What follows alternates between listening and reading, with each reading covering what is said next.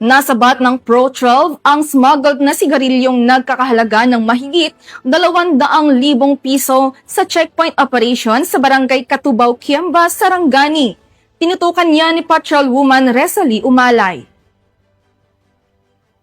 Ng Police Regional Office 12 ang smuggled na sigarilyo na nagkakahalaga ng 235,740 pesos sa checkpoint operation noong Setyembre taong kasalukuyan sa Barangay Katubaw, Kiamba, Sarangani. Pinahinto ang isang Toyota Vios at natuklasan ang humigit kumulang 300 reams ng forged cigarettes na itinago sa flooring at compartment ng sasakyan. Arestado ang suspect na si alias Ibra, 39 anyos, residente ng Buluan, Maguindanao del Sur, matapos mabigong magpakita ng dokumento para sa kargamento. Ayon sa Police Regional Office 12, patuloy nilang paiigtingin ang border control laban sa smuggling upang mapangalagaan ang ekonomiya at seguridad ng publiko. Mula dito sa General Santos City, ako ang inyong PNN correspondent, Patrolwoman Resalie Umalay, alagad ng batas, tagataguyod ng Balitang Pulis.